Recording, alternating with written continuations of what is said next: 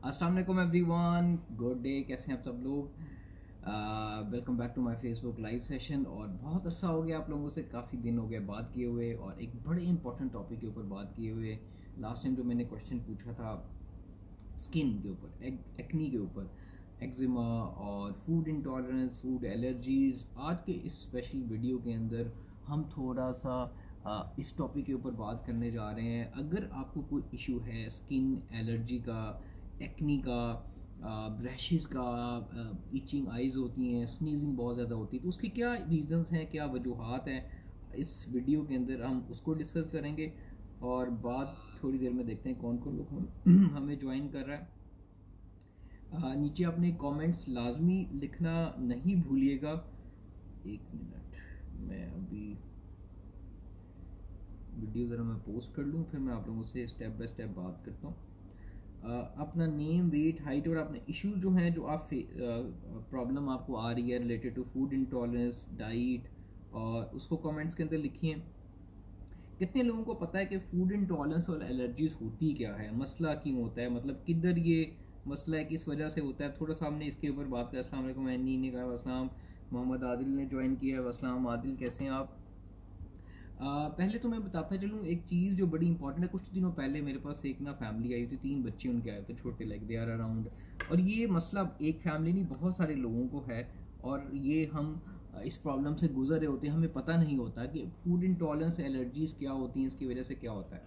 अच्छा, मेरे पास पेशेंट आए, वो 3 उनके बच्चे थे, दे आर अराउंड लाइक 15, 17, 18, 19, 20, 21 की एज के अंदर, ठीक है। तीनों की अपॉइंटमेंट थी। तो अब तीनों को ना डिफरेंट इश्यूज थे, ठीक है। सबसे पहले इशू ये था कि किसी को मिल्क जो है वो डाइजेस्ट नहीं होता, किसी को एग से एलर्जी है, किसी को जो योगर्ट है उससे एलर्जी है, किसी को ब्रेड से एलर्जी है। तो अब हमारे यहाँ पेरेंट्स जो होते हैं ना, नॉर्मली देसी जो एक फैमिली है, लाइक फैमिली, वो क्या कहते हैं कि यार एक तो आजकल के बच्चों को कुछ हजम नहीं होता। आजकल इरम ने कहा, अस्सलाम वालेकुम इरम, कैसी हैं आप?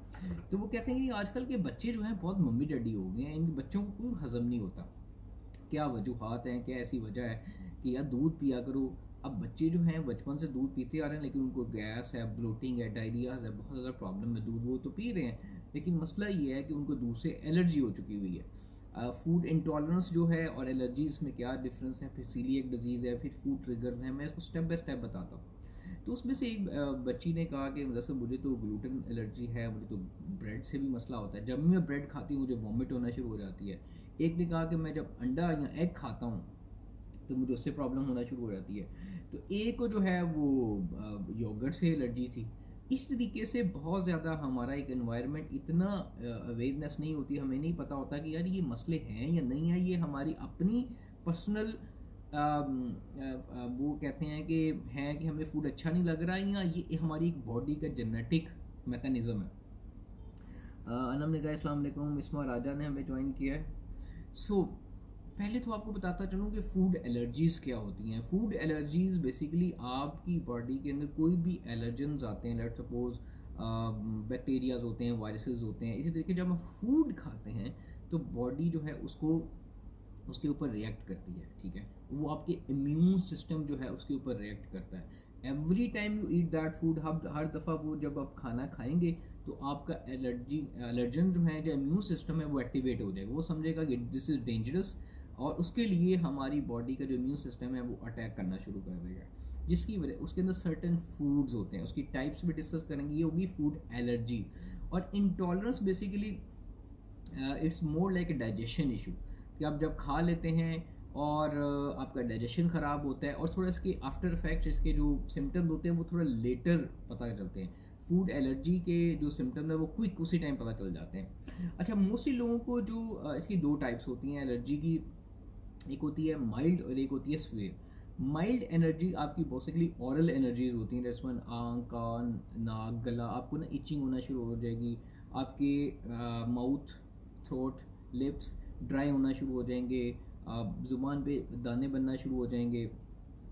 और जो उसकी स्वीयर फॉर्म है, ठीक है, स्वीयर फॉर्म के अंदर जो आपको बहुत ज़्यादा प्रॉब्लम आती है वो स्किन रैशेज हैं, वो नोजिया है, एब्डोमिनल क्रैम्प्स हैं, वो आपकी कार्डिक अरेस्ट भी हो सकता है, ब्लड प्रेशर भी हो सकता है, फ्लशिंग हाइव्स हैं आपको, ये इसकी बहुत ज़्यादा सीवियर फॉर्म है।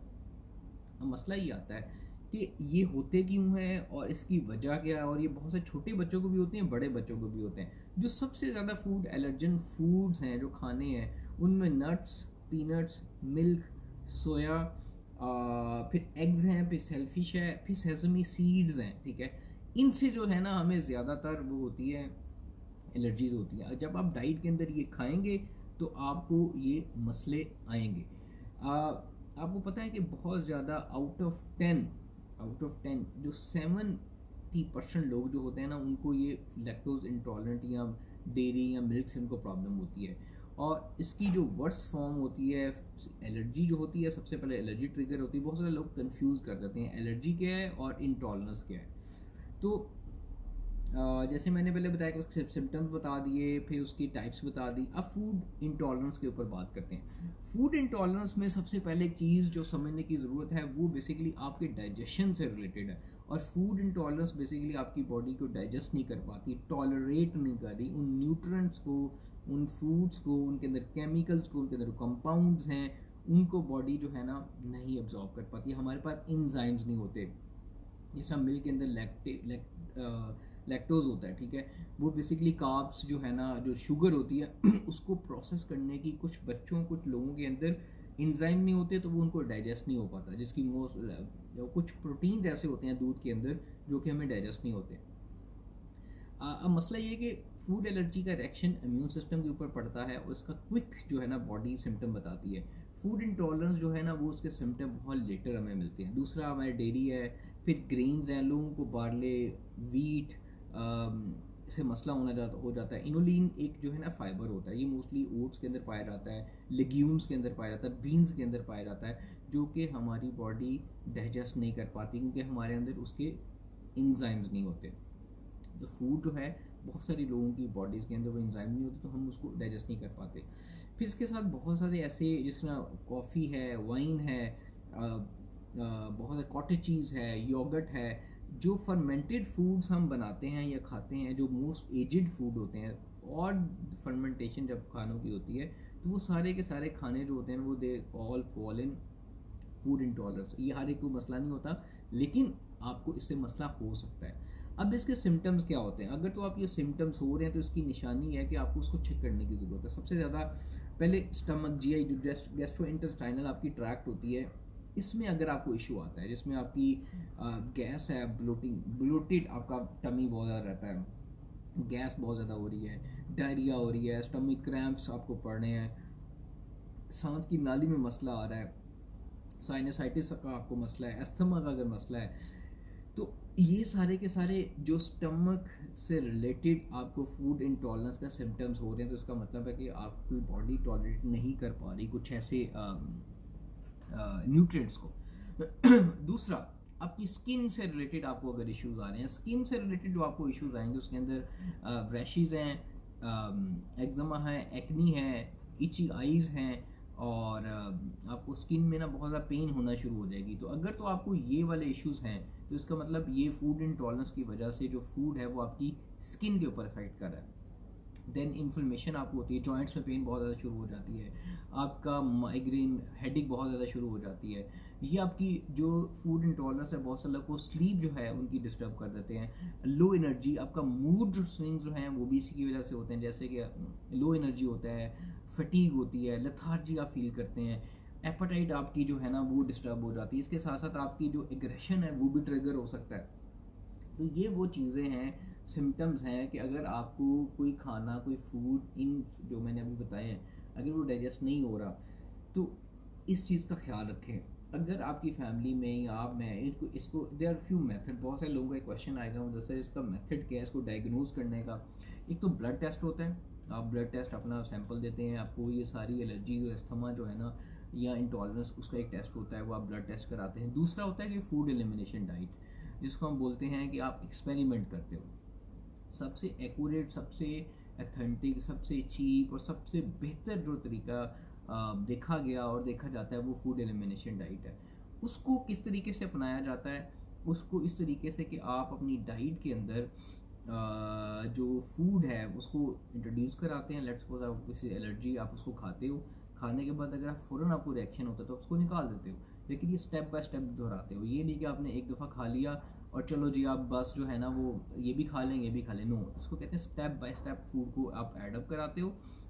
लेट्स सपोज आपको डेली से मसला है तो आप मिल्क पीते हो और 2-3 दफ़ा पीते हो, और अगर आपको मसला हो रहा है तो प्रोबायोटिक्स एडअप करते हो, अपनी बॉडी बताती है फूड इंटॉलरेंस है या एलर्जी है, तो उसको आप डायग्नोज करने के बाद आप फूड को नहीं पीते, तो नेक्स्ट टाइम अवॉइड कर लेते हो। इसी तरीके से आपको बाकी सोया या वीट या एग से मसला है तो आप फूड को स्टेप बाय स्टेप ऐड करते हो और फिर उसको रिमूव कर देते हो। ये एक सबसे इजी और सिंपल और इजी मेथड है जो कि हमारे यहाँ अगर आप इस्तेमाल कर सकते हैं घर पे ही रहते हुए, आप इसको अपनी रूटीन के अंदर एडअप करें। और अगर आपको ये मसला है तो अपना फीडबैक देना नहीं भूलिएगा। इस वीडियो के बाद इस वीडियो को ज़्यादा से ज़्यादा शेयर करें, और नेक्स्ट टाइम आप लोगों से दोबारा मुलाकात होगी। दुआओं में याद रखिएगा, अपना अपनी फैमिली का हेल्थ का सबका ख्याल रखिएगा। टेक केयर, अल्लाह हाफ़िज़।